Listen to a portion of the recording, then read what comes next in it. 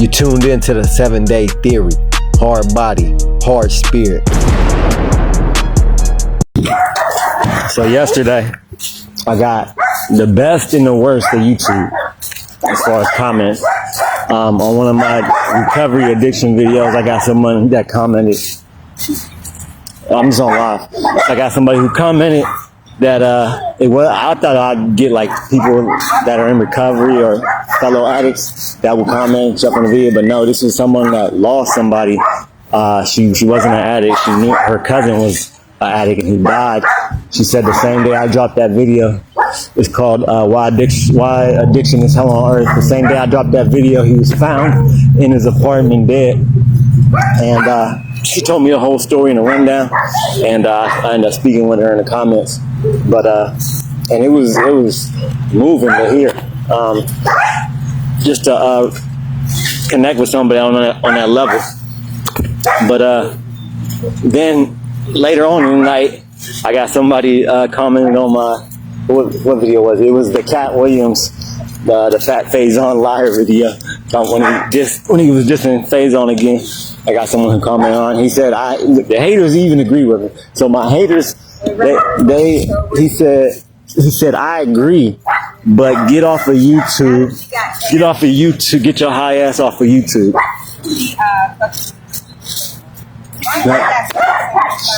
Yeah, put socks on. So get your high ass. He said, I agree, but get your high ass off of YouTube. You're just trying to get money to support your habit. I'm like, so I liked it. Cause look, if you comment on my video, you just gaining me attention. I don't give a fuck what you say. As long as you comment, I don't give a fuck what you say on there. So I hearted it, liked it, and it did piss me off a little bit. I did want to tell him to suck my dick and shut the fuck up, but I ain't say that. I liked it, hearted it, and I put a crying, laughing face on it. So yesterday I got the best and the worst of YouTube. The chick that commented about her cousin dying, I guess he was in the hospital, and he was, due to addiction, he had like a hole in his like liver or some shit, and the doctors told him like he can't leave or he'll probably lose his life. He needs to stay in the hospital and get treatment. Well, his addiction like overtook him. He was too desperate to use, so he left the hospital early, and they ended up finding him like 3 days later in an apartment where he stayed with his girlfriend. His girlfriend was in the apartment was getting high the whole time that he was dead on the floor.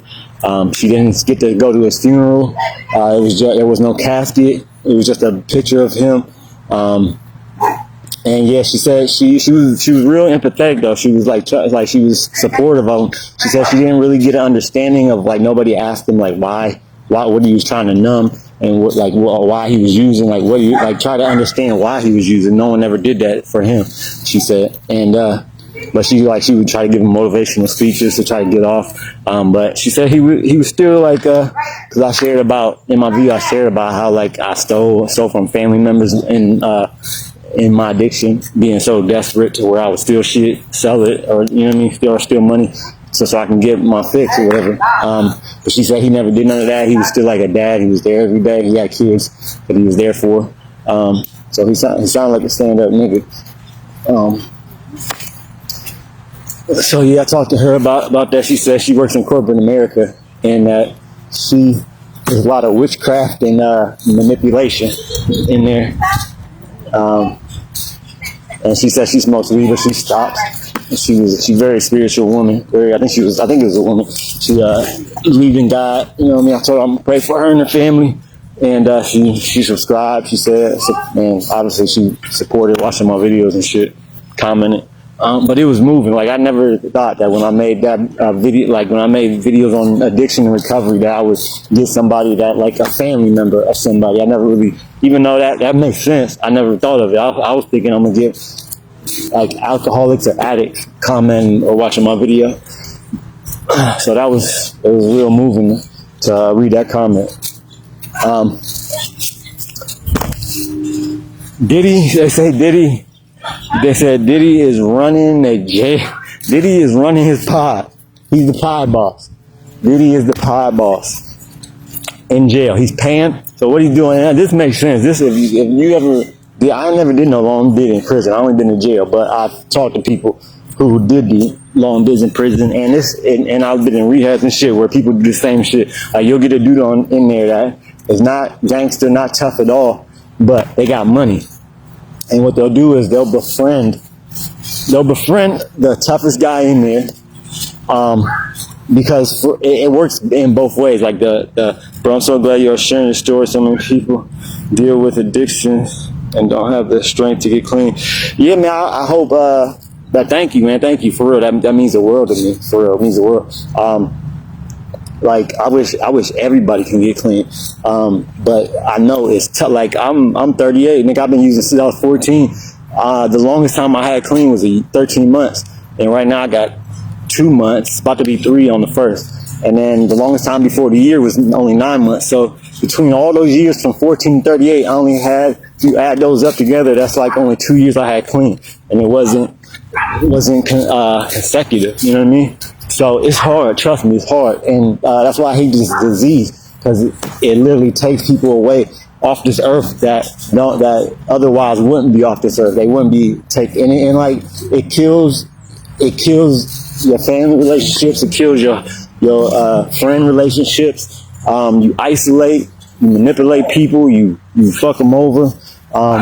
So like it just destroys, like while you're in active addiction and you're living, it destroys your family and the people that love you.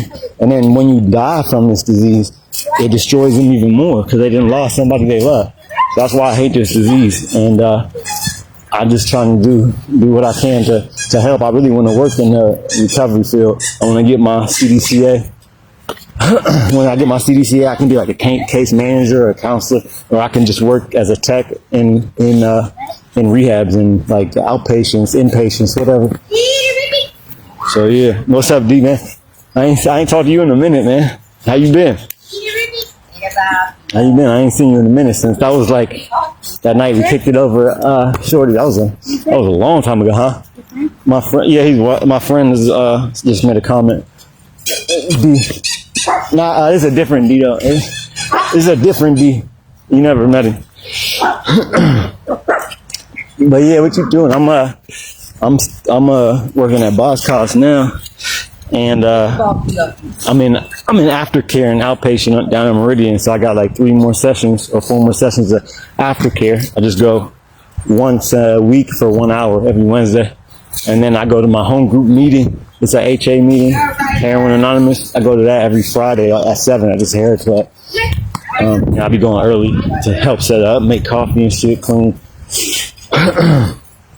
So yeah, man, it's so I'm just trying to do my part because I didn't do enough of destroying and like being on the negative side of things, as far as just in general, as far as my family and just people in general, and just how I was moving in the world. So where I'm trying to be on the positive side and trying to help people, because this disease is a bitch. It's literally the devil. So it's literally hell. So I know I've spent too long in addiction and going through that hell every day, waking up, not wanting to wake up, not wanting to live. But because of my beliefs, I would never try to kill myself or end my life, even though for years and years I felt like I wanted to. But I believe in God, so I never want to take my own life. I believe that's selfish anyway. That's what's up, bro. Keep it going, man. I'm going to go follow you into. Thank you, brother. It's the 7-day theory.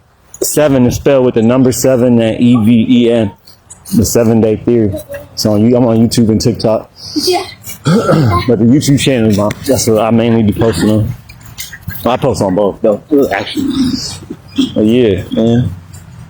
Good to hear from you, man. Hope you're doing good. You ain't tell me how you was doing.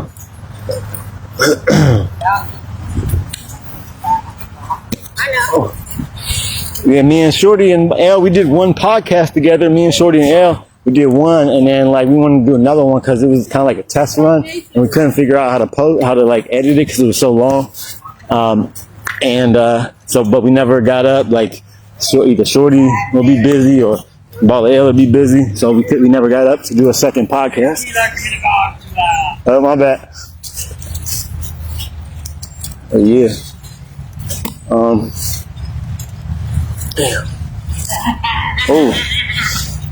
And a big part of what has been keeping me, a big part of my recovery is counseling. I go to a counselor once a week too for an hour.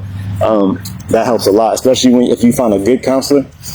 That's you gotta find a good one. One that you was comfortable talking to. I'm good, bro. Just chilling with the fam and the kids. That's what's up, man. God bless. And I'm glad you and the kids and the family is doing good, man. That's great to hear. Good to hear, man. We've known each other a long time. Long time, man. Go back like wave cats. But yeah, I go to counseling once a week too, at the same place, Meridian. And that's a big part because I got a really good counselor that I'm comfortable like talking about. Like that's what kept me relapsing before is I wouldn't be honest with myself. Like I would hide, I would like keep my feelings of like wanting to use or cravings, I keep them to myself. I wouldn't tell nobody. And then whenever something happened or I was too stressed out and I had a craving or something, I would go use and justify because I'm mad or I'm stressed out or somebody upset me or I got into an argument with my girl. I would use that to go relapse. So I wasn't being honest with myself and I wasn't being honest with anybody around me because I wasn't telling them about this. So that's a lot that what kept me relapsing all the times that I did.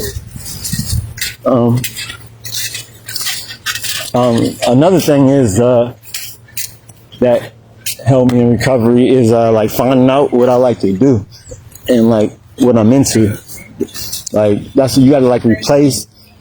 So I replace instead of doing drugs and shit when I feel a certain way, like I'm feeling stressed or depressed or just stressed or depressed or mad or angry. Like I replace instead of using drugs, I work out, I read, I draw, I make a video for YouTube. But that just started recently.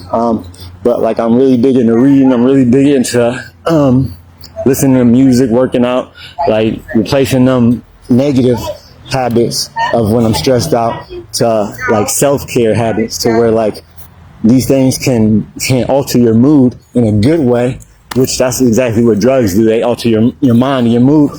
But there's things that you can do sober, clean activities, shit that you just like doing, watching a movie. I love movies. I watch movies and shows. Like even that can help you. And that's what I do now. And that's a big part. Like self-care I'm huge on that. I believe when you recover, you really got to find yourself. You got to find out what you like and what you like to do, what you want to do, what your goals are in life, because that's what's going to keep you motivated to get up every day and be grateful for what you have and to motivate you to accomplish your goals. It's the first have a goal. That's the first thing. First, got to find out what you like and what you want to do. And that's what I'm doing now. That's like I said, I'm big on counseling, home group meetings. I go to one meeting once a week, every Friday. Right, man? It's been a long time. Came a long way. It might not mean much. I'm proud of you, man. Nah, that means a lot. That means the world to me.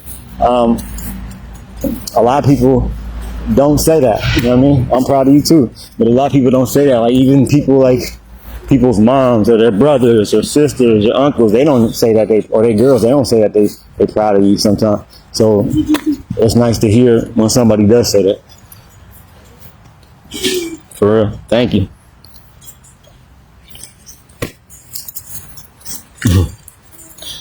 What up, Nikita? I ain't seen you in a minute either. Fellow Greek brother. Nikita. What up, man? What you doing? How you been? But what up? Oh yeah, they said Diddy running the pod in my bad. Diddy's running his pod. So like I was saying about like there'll be a guy that's not tough or not gangster. He might be the smallest guy in there, and he has money. So he'll befriend like the toughest guy in jail or prison or in rehab, and he'll have, and the relationship works both ways, because the tough guy, the guy that can actually fight and is really strong and actually about that action, he wants to gain the money in the relationship. He wants the money from the guy that has the money. He wants to get some of that. He wants him to help him pay commissary, buy him phone time. So he wants to use that money that the guy has with money. And the guy with money wants to befriend the gangster dude, because he wants protection. He wants people to he don't want to be a victim to that guy.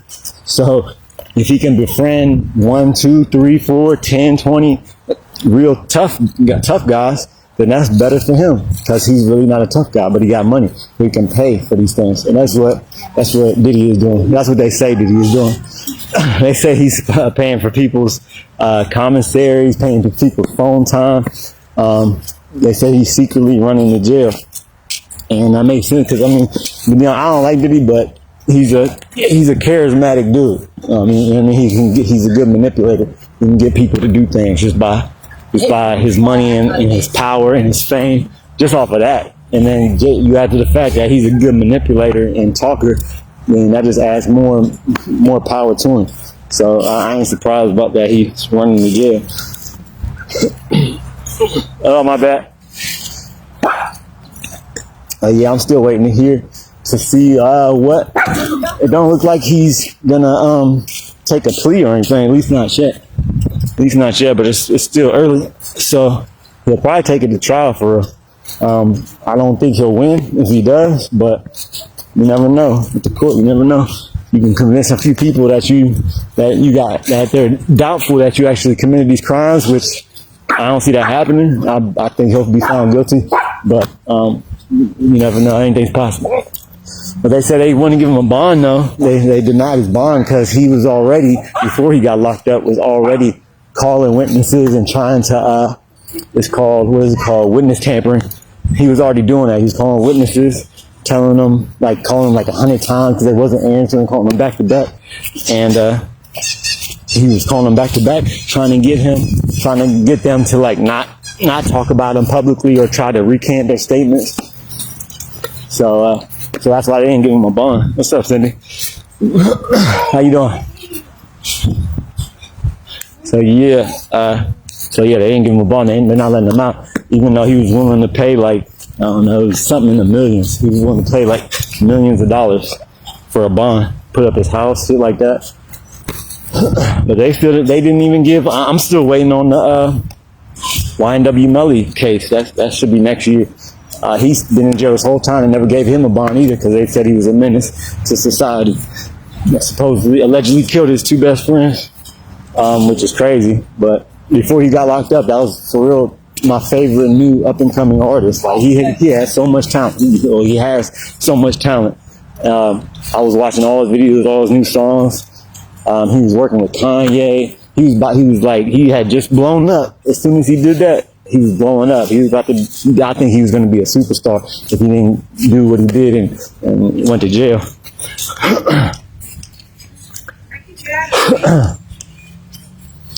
Yeah, what else?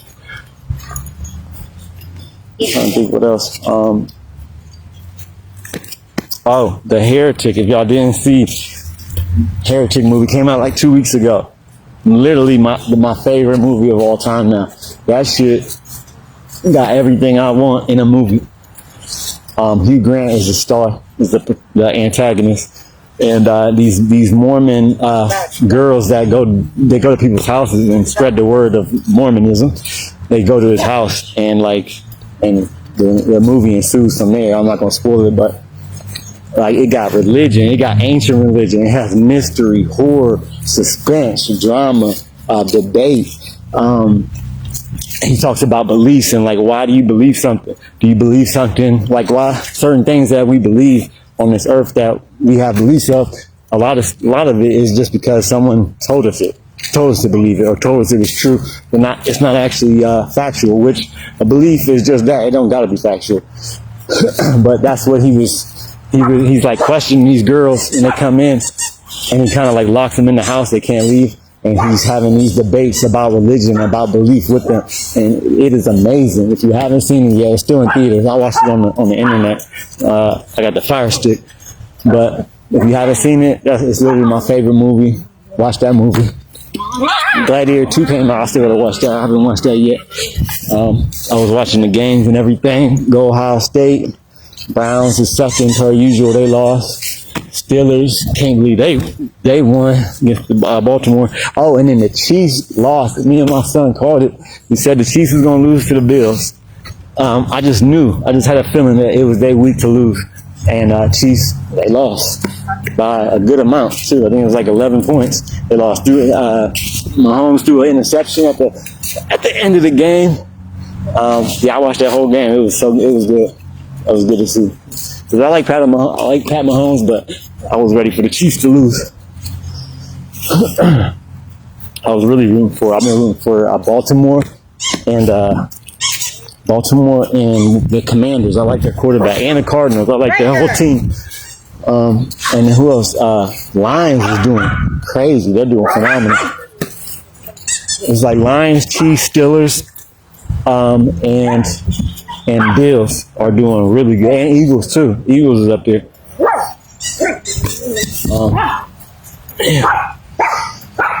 Yeah, I'm off today. My son, he's home from school. Two of my kids is home. One just went to urgent care. He said he got a sore throat. Carlo went on the bus. She's in preschool. And then me, she's in school. But yeah, I wanna eventually so I talked to my counselor and aftercare and ILP, the ILP instructor, aftercare instructor, whatever, and my counselor. You only gotta pay like $200 to get your CDCA. For me to get my CDCA, and once you get it, you pay the money. You can get it either over the internet or you can get the paper form, like the worksheet and the test. I'm gonna do the paper. It's like $200, and then you got a year to take the test, and you can fail it up to 2 times. So you can take it 3 times, but you gotta pass it on that 3rd one. If not, you gotta pay again. But once you get that, which it don't take long to do, probably take me like a month or so. It's really up to you how fast you do it. Once you do that, I can work as like a case manager, a counselor at whatever inpatient or outpatient rehab. Cause that's really what I'm passionate about. Like that's like I got too much experience to be honest. It's sad to say, but I have a lot of experience in rehab and in addiction, with firsthand knowledge of addiction, and recovery. Because of just how many years I've been in and out of rehab and patients and how many years I've been using. But I'm really passionate about it. And that's, if I can do that for a living, I mean, I'm also trying to get my YouTube channel up, but that'd be dope too, to do that for a living. But if I can work in the recovery addiction field, that wouldn't feel like work to me for real. And that's like the best job you can have. If you get a job that you love doing or you passionate about, it ain't gonna feel like work. And that's what it would be for me if I got a job doing that. So I just gotta buckle down, save some money, buy that CDCA packet, and take the test. That's it. And it's pretty much simple, because I think you can use the workbook for the test. So yeah, it shouldn't be hard at all. I never really struggled in school. In school, I got bad grades because I purposely didn't apply myself. Like I would get C's and B's and D's, but I could have really got A's. I just wasn't into school. I was never dumb though. Just wasn't into it.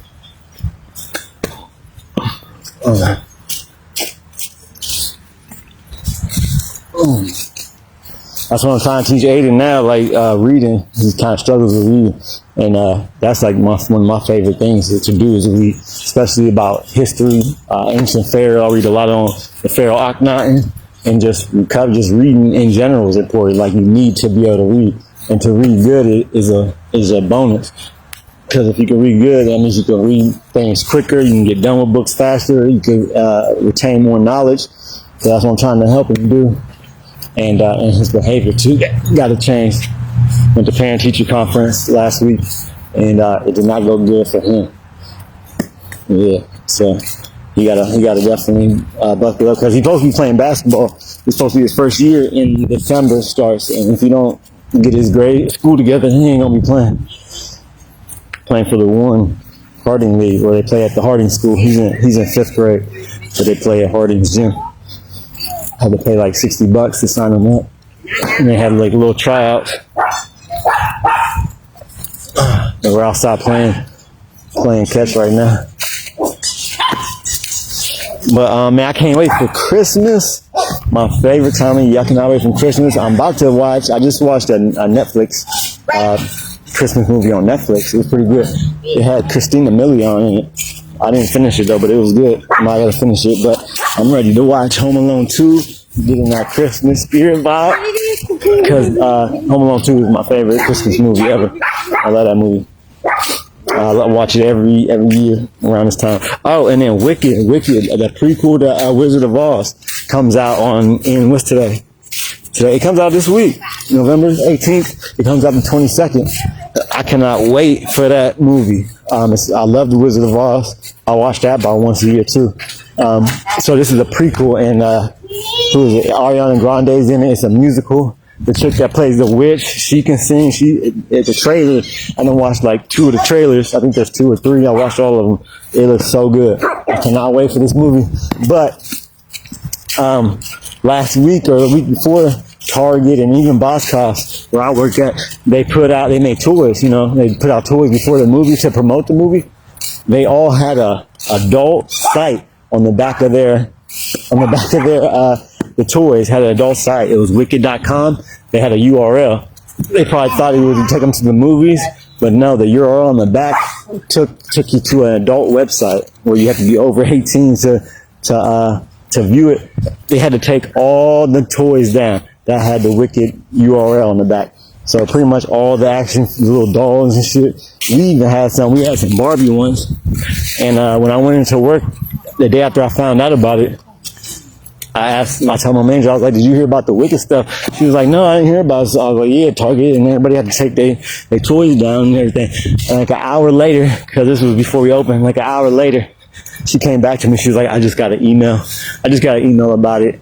She was like, we got to take all of them down. She was like, they got most of them back there in the pallet already. She was like, but I got to look to see if there's any more. And then, we took ours all down. They were Barbie made, Wicked dolls.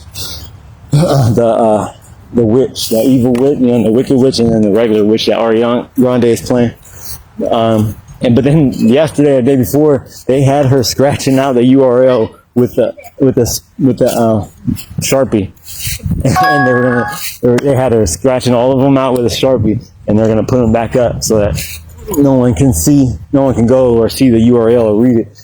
So they're gonna put them back out with the little Sharpies with the URL scratched out, which is kind of crazy. Damn. I just made this morning I dropped my Tupac.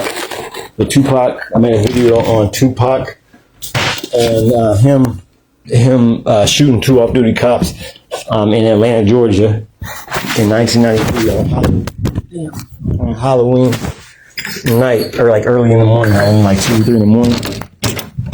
I put a link in my story, and in I made it a post too, where you can click the link to watch. It's like 16 minutes long. But I was researching that for a minute. It took me a minute to make that video, because I had to research the shit.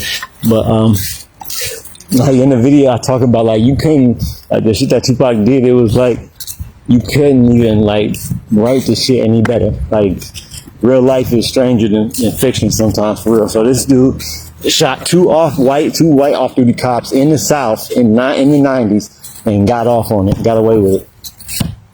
And the crazy, this is where it's like a movie type shit. So the cops, Tupac he did a show at Clark Atlanta University on Halloween, on the night before Halloween. He gets done with the performance. They leave, him and his entourage. They got like 3-4 cars with them. They leave. They go to the hotel they're staying at. I forget which hotel it was. They go to pull in, right? And the entrance is blocked. So Pac sees it. The entrance is blocked by a car. And it looks like there's Get that over there. Wait, stay over there. And it looks like people are fighting outside the car. So he has the driver stop, or he stops. I don't know if he was driving or not, but he was in the car. He has him stop, and Tupac sees, when they get closer, he sees that these two white, he don't know the cops yet, because they were off duty. They were in plain clothes. So he gets out the car. He goes up to him because they're beating this black dude. And the black dude, his car was blocking the entrance because they had stopped him. Because the cops said that when they were crossing the street leaving the hotel, because the cops were celebrating with their wives, because one of the cops, they were brothers. The cops were brothers, Chris and Mark Whitwell. They were celebrating one of their wives passing the bar exam. So they were drinking at the hotel, and they left, and they said the car the black dude was driving, they said that it almost hit him. So this is why they say that. And they were all drunk. Like, it came out later that the cops was drunk. Everybody was drunk. Not Tupac, but everybody that was with the off-duty cops. And so they take the dude out the car that almost hit him, and they start beating him. They start jumping him. And then Tupac gets out. He goes up to him like, what the hell y'all doing?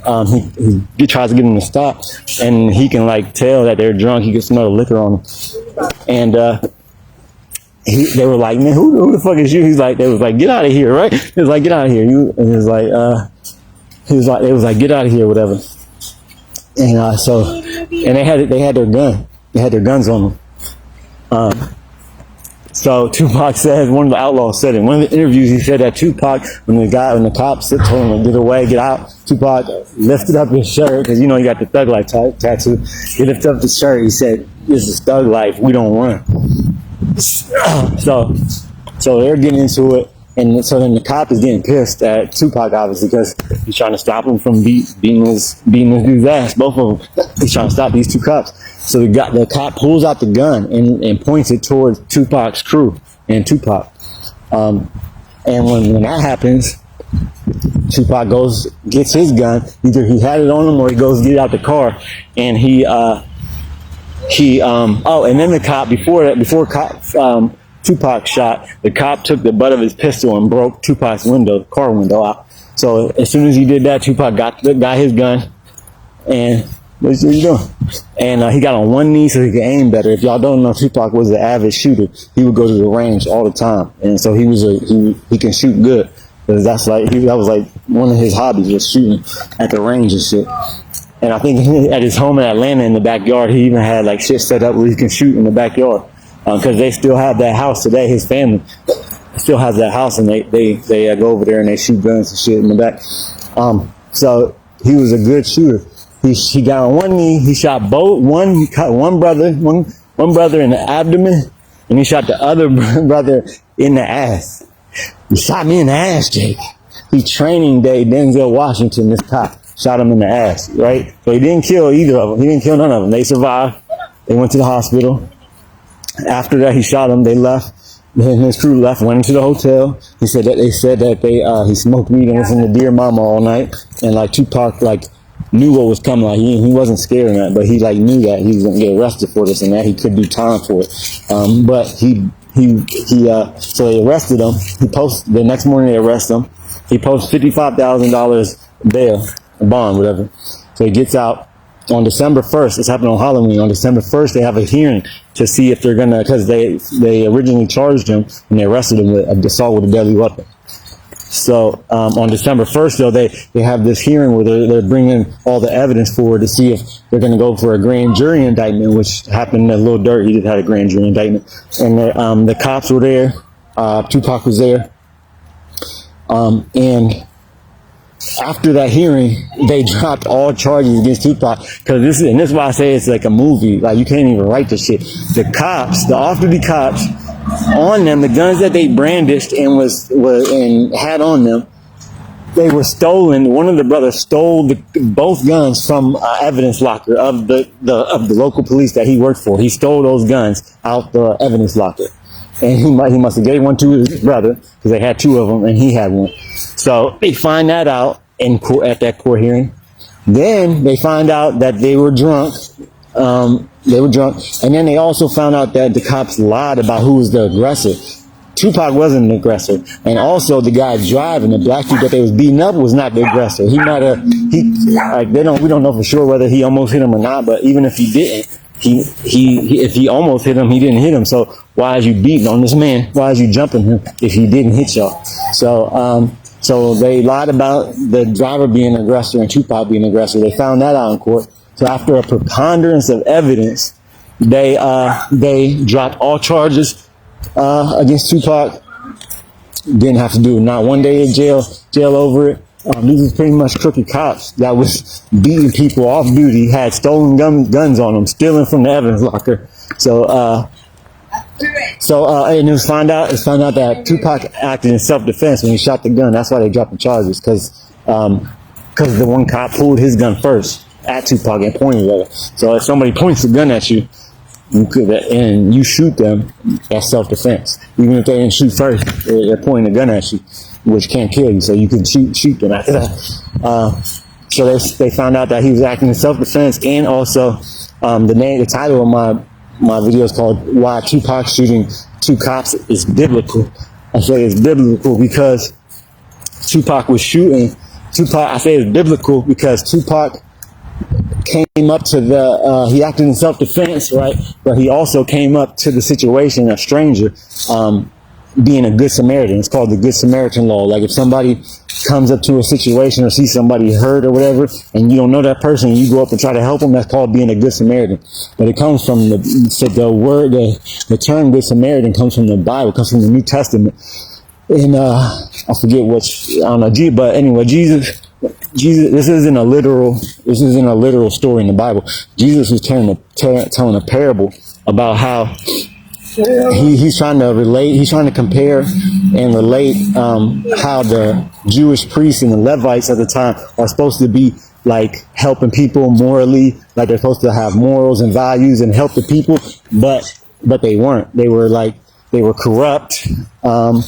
He said they were like vipers, they were insidious. They were not holy, even though they're supposed to, these are priests. They're supposed to be holy, right? So the parable he told was that if somebody broke down on the road, or there's somebody on the road that's hurt, he's wounded, and a Jewish priest walks by him, a Levite walks by this guy that's hurt. They don't acknowledge him. They don't say nothing to him. They don't try to help him. And then a Samaritan, somebody that's a stranger in this land, he's from a different land. He sees the Jewish person on the ground hurt, and he comes to his aid. He sees what's wrong with him. He helps him, puts him on his donkey, and he carries him. The donkey carries him. He brings him to an inn. So that's what the parable was. So it wasn't a literal story, but I say biblical. Like what Tupac did was biblical because what Tupac did was literal. This was an act. He was a man of action. Like if he seen somebody in distress or somebody overpowering somebody like the two cops that was beat. They were both jumping and beating this dude up. He seen that and he came to his defense and his help, and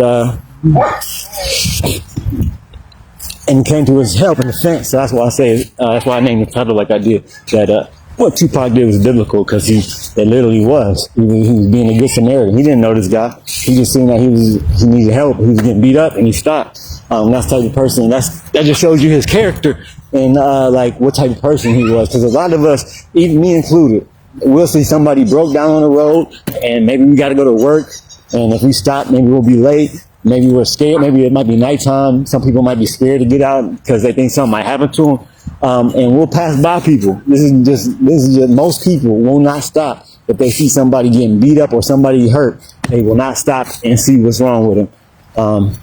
So that just shows you what type of dude he was. That he had high moral standards and that he cared about people. This is one of the incidents that made Tupac famous for a legend in his own time, because every time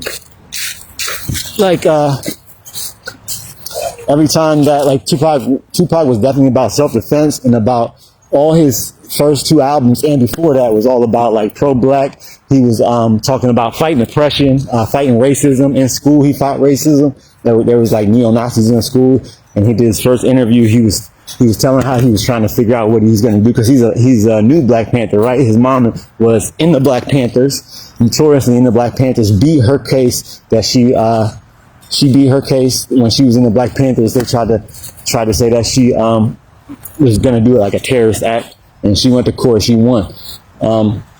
So he was raised in the Black Panther Party. He was a kid going to these meetings and these rallies in the Black Panthers. So he has that revolutionary, it's like in his blood, it's in his family, it's in his traditions. So that's before like Me Against the World, that's a lot what he was talking about. He was talking about like fighting police brutality. He didn't believe in turning the other cheek, like just getting whooped on and not doing nothing about it. No, he was about, if somebody's bullying you or trying to overpower you, or oppressing you, to fight back. That's what he was about. But he wasn't about killing nobody. Tupac never killed anybody. He shot those 2 cops, but he didn't kill them. And he could have shot them in the chest or head, because he went on one knee and he aimed to get better aim. I believe he hit him in the abdomen and in the ass on purpose, so he tried not to kill him, because I believe in his heart he didn't want to kill anybody. Even though he was shot in 94, right after that he was shot, someone tried to kill him, and then obviously in 96 he was shot and killed. But Tupac himself never killed nobody.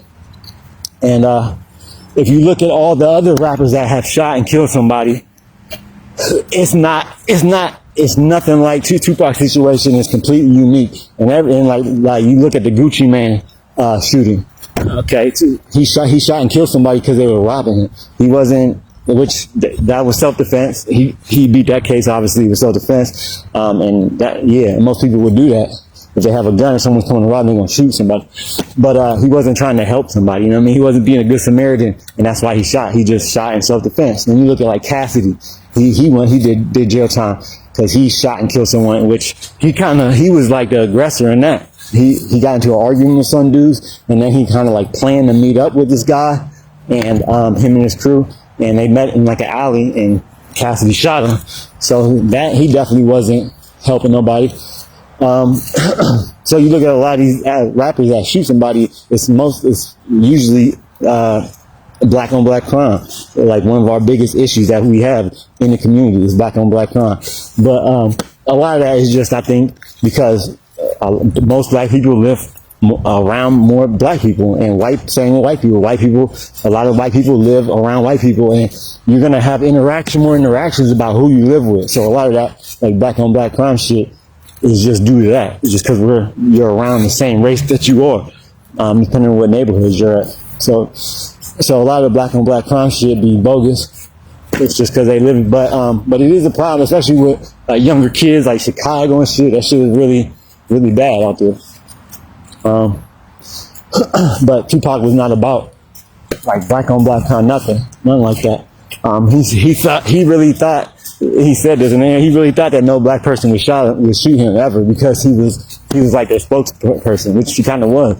But he was a controversial figure either way, and he was flashy. He was like really confident, really kind of cocky sometimes, and he wasn't soft. He was loud. He wasn't shy. You know what I mean? Like, he was bold. And so when you're like that, obviously you're gonna make some people mad. You're gonna upset some people, and that's what happened. That's why he had that first shooting in '94, because they wanted to rob him, and they really just wanted to rob him. But he pulled his gun, and so then they shot. But it's because he had got into it with I think Jimmy Henchman. Yeah, him and Jimmy Henchman was cussing each other out over the phone. And then Jimmy Henchman sent his dudes. If y'all don't know, Jimmy Henchman was like a notorious gangster in New York, one of the biggest gangsters in the 90s, early 2000s. And he's in jail. He's in prison right now. But he got into it with Jimmy Henchman, and Jimmy Henchman sent those dudes to rob him. And Tupac pulled his gun, and they shot him first. But then also like C Murder, he shot and killed a 16-year-old. I just researched this shit when I was doing my Tupac video. I had researched other rappers that shot people, right? C Murder, and they're supposedly years ago they're trying to get C Murder out, saying that he really didn't pull the trigger that killed that kid, but supposedly he killed, and he got found guilty of this. That's why he's in jail. now he shot a 16-year-old in a nightclub. Now, I don't know how the fuck or why the fuck a 16-year-old was in a nightclub, but he was, and I guess they got into it, and supposedly C-Murder shot him. But now, I guess like a couple years ago, Master P and all them, they had people that had came forward and like gave different testimonies saying that it wasn't C-Murder that pulled the trigger. I don't know who did, if he didn't, but that's what they were trying to say years ago. They've been trying to like protest and get him out of jail for years now, but obviously he's still in there. It hasn't worked, but yeah, he killed a 16-year-old over an argument in the club. That shit was wild. I didn't know that. And then you got like King Von and shit. There was people like King Von. They were already killers before they got famous. The other three people I just named, they didn't kill somebody until they were celebrities, so they were famous. But King Von, he definitely was a killer. They just interviewed his killer, Lil Tim, on Vlad. They interviewed him, which I think that was, I don't know, man. King Von was a killer, but he wasn't no angel at all. He was definitely a killer, or like a murderer. But in that situation, I don't think that it was necessary to pull a gun and kill him, which what Lil Tim did, because all Vaughn did was go up to Quando Rondo and fight him. Like, if like let them fight. If they fighting, let them fight, man to man, and it's done. They might have fought, and then because nobody was jumping Quando Rondo, it was just King Von whooping Quando Rondo's ass, right? Nobody was jumping him, and then Lil Tim pulled the gun out and shot him. So like they could have just fought it out, and if Lil Tim didn't do that, you don't know. They could have made it up, and they could have been cool after, because they was cool before that. They was just beefing at the time, and it was over some petty shit.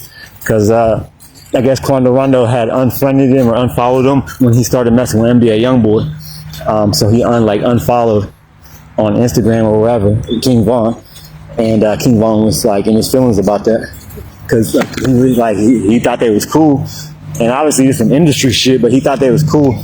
And then couldn't find, and then like Quando Rondo was hanging with NBA YoungBoy, who was King Von's op, and so then he started acting funny towards King Von. King Von took it away, and that's why he went up to him that night and fought him.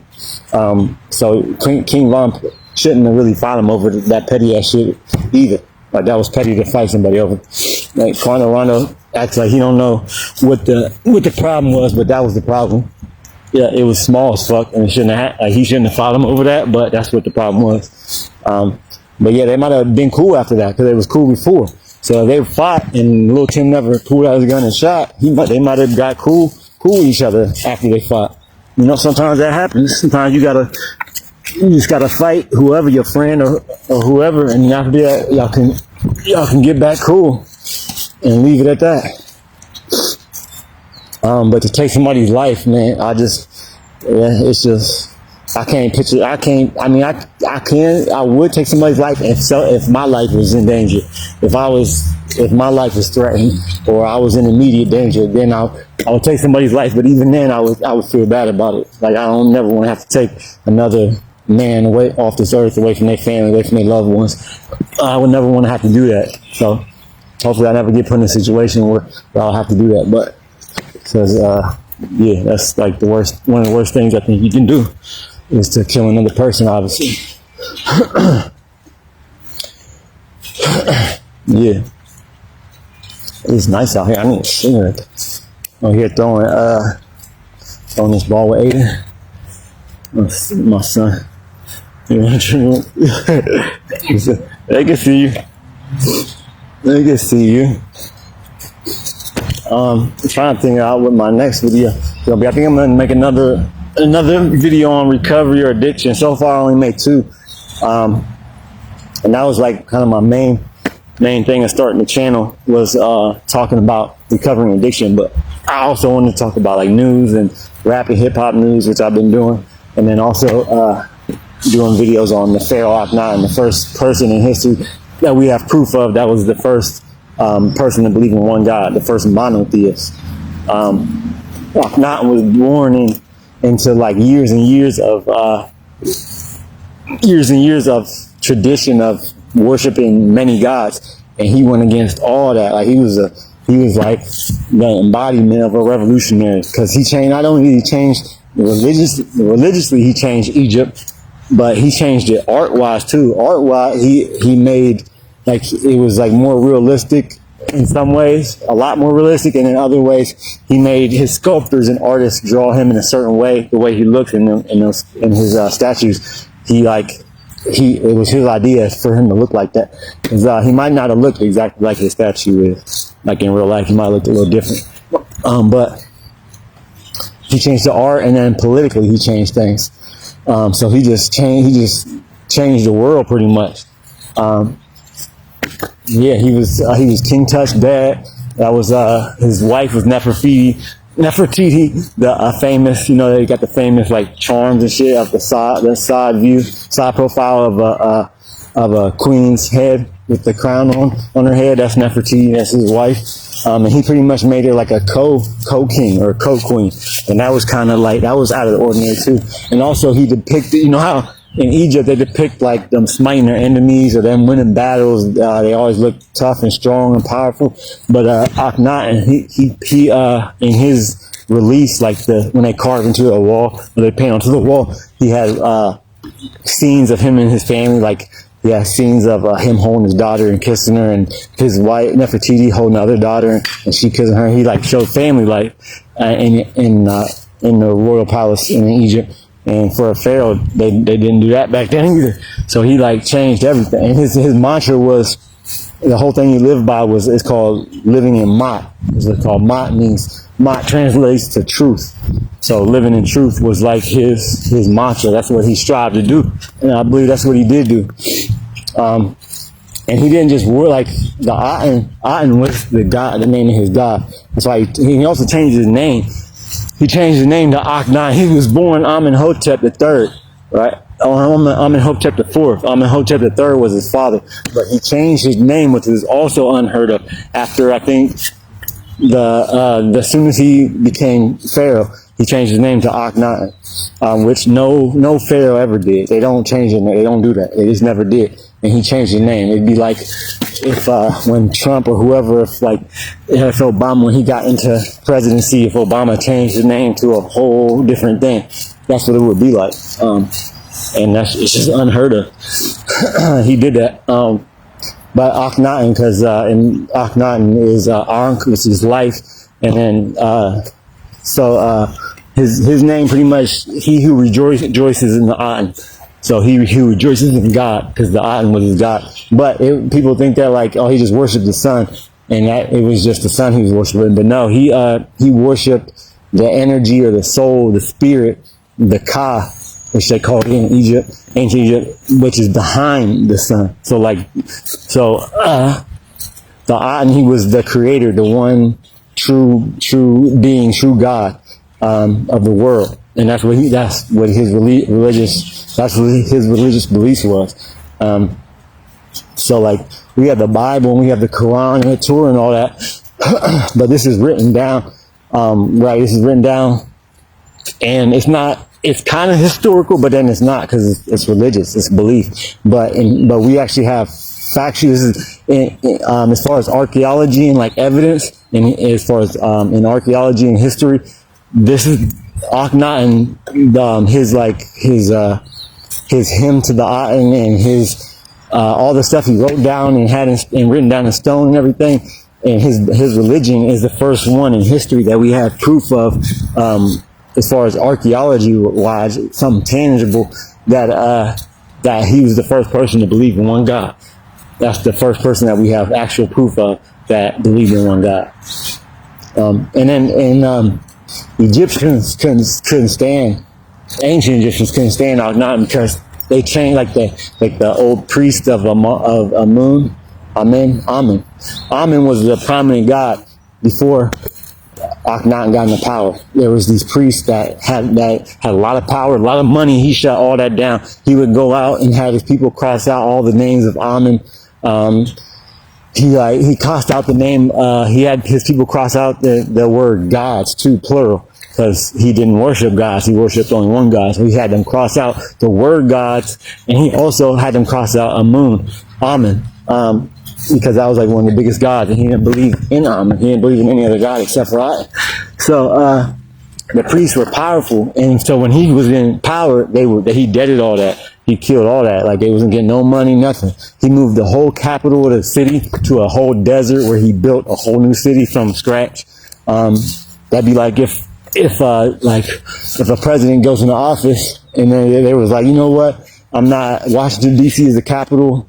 I'm changing. The capital is about to be Youngstown, Ohio. That's where I want my capital to be. And we're going to build buildings and temples or whatever, offices, and that's going to be the capital. That's what that would be like today, if that happened today. That's what Akhenaten did. So, like, one of his hymns to the island is compared to one of the hymns in Psalms. It's very similar. If you read both of them, it's very similar. There's a long hymn to the island and a short hymn to the island that they have from that they found, obviously, when they were doing archaeology in Egypt. But and obviously this predates, because the Psalms hymn was, I think, in the New Testament. I think it's in the New Testament, but it predates, obviously, the Bible and that hymn. So people say that they could have got the inspiration for that hymn, or copied some of the hymn, because they sound similar. Like, it talks about, like, Akhenaten knew that the sun, like, he knew that, like, the plants, the animals need the sun, that you need the energy of the sun to live. He knew that the sun gives life, obviously, heat, warmth, energy comes off the sun. He was writing about all these things. He was writing about how the birds and the trees, they all rejoice whenever the sun comes up, because they gives them life. He even said that, like, somehow he knew that the sun, and I'm still trying to understand this, but he said the sun gives people different languages. Like that's how much he knew about the sun. So I guess because obviously where you're at in the world and where the sun is at, you have different people of different races, different ethnicities, different languages, and the reason for that is the sun. And he knew that back then. Like, that's how smart this dude was. Yeah, and then, like, his looks. If you look at Akhenaten, you look at his statues and his reliefs, his paintings, everything about it, he just looked different. He looked powerful, and he looked different. But I believe he could have been, because it happened around the same time. I believe him and what he did as far as moving the capital. What? As far as I think, because it happened around the same time, what Akhenaten did and how he moved the capital and all this stuff, I think that because they happened only 100 years apart, supposedly. Akhenaten, Akhenaten, he lived from like 1353 BC to like 14 something BC or something like that. But it's only 100 years before or after the Exodus of when Moses was supposed to be living. Hello, Moto. It happened only 100 years after or before when Moses was supposedly on this earth and when the Exodus happened. So I believe that Akhenaten could be the actual historical person of Moses that they may change his name. And Moses, that right there is the Egyptian name already. So already, obviously, the Exodus in the Bible have connections to Egypt, ancient Egypt. So I believe that Akhenaten could truly be. And then then he also had a Jewish his mom's dad they have they found his tomb and his body was mummified. And if you look at his pictures, his name was Yuya, and it sounds like it translates almost to Joseph, which Joseph in the Bible, he got sold into slavery. He could read dreams. That God gave him a gift to read dreams, and in the Bible, he becomes the second hand to the most powerful man, which is the Pharaoh. He becomes the Pharaoh's right hand man. He was called the Pharaoh's visor, and also, he was called a father to the Pharaoh in the Bible. And when they found Yuya, who was Akhenaten's grandfather, his mom's mom, they found that he was, first of all, he looked Jewish. You could tell because his remains, his mummy, it almost looked like he's alive. Like, that's how good, well preserved his mummy was. It looks like he could be like start talking when you look at his picture. It looks like he was not even dead. That's how well preserved he was. But he was a foreigner, but he was buried in the Valley of the Kings. But he was Jewish. You could tell by his features that he was Jewish, right? So I believe that Yuya was Joseph. That Yuya was because when they dug up Yuya's tomb, he had a name. He had a bunch of titles. One was Visor, just like Joseph in the Bible, Visor to Pharaoh. But he also had a title called, which was Father to Pharaoh, which no other stranger or person had that title in ancient Egypt, which was Father to the Pharaoh. And that's the same thing that they call Joseph in the Bible. So I believe that Joseph is Yuya. And Joseph was before Moses. Well, yeah, he was before Moses. So I think there's definitely something going on with, like, so he had Jewish. His grandfather was Jewish. He was black. Akhenaten was black, but he had Jewish ethnicity too. So his grandfather was Jewish. So I believe that has a connection with the belief in the one God thing, and him believing in one God. Yeah, I think I might make a video on that next, or another recovery, something about recovery, a video. I don't know what yet, but I gotta think about what kind of content I want to make on it, what kind of video I want to make on it. But yeah, I'm about to smoke, finish playing catch with my son here. Yeah, just look out for my videos. Hope y'all have a good day. Love y'all. I'm out.